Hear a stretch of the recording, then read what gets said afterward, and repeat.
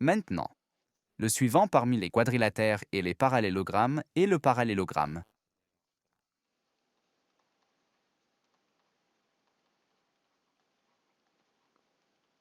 Dans cette figure, tout le groupe de 4, ces quadrilatères, a reçu un nom, c'est-à-dire il a deux paires de côtés parallèles.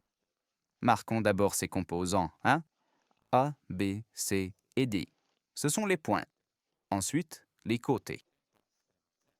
Voici le côté A. Voici le côté B.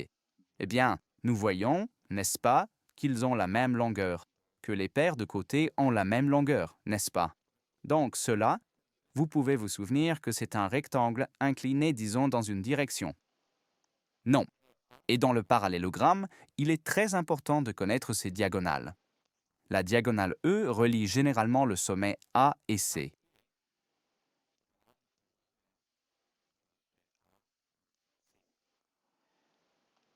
Il a aussi une autre diagonale, à savoir la diagonale F, qui relie les sommets D et B. Donc, ceci est la diagonale F.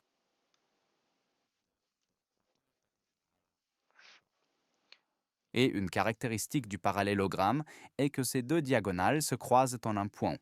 Nous l'appelons le point d'intersection de ces diagonales. Et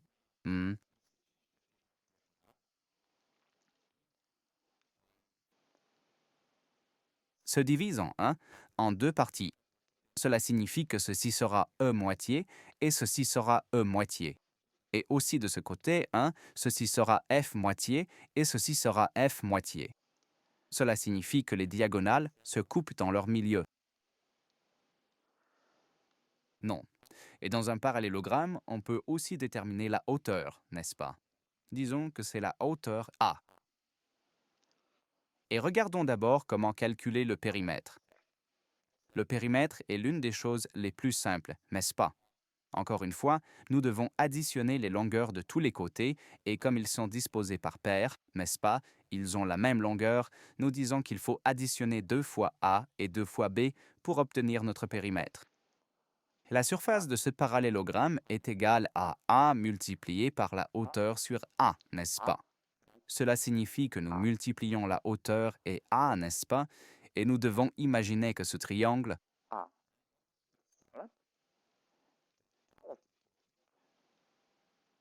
il est complètement identique à ce triangle, n'est-ce pas? Et nous calculons en fait la surface de ce rectangle.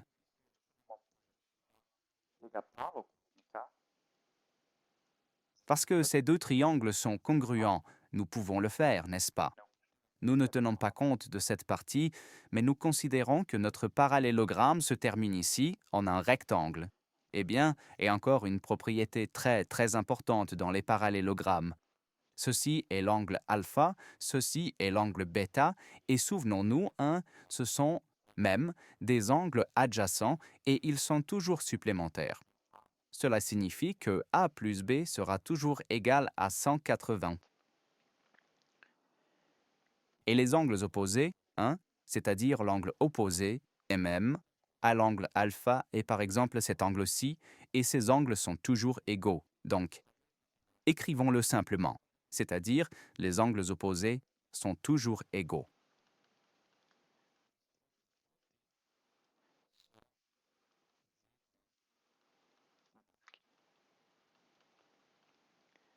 Les angles adjacents, on voit qu'ils sont supplémentaires.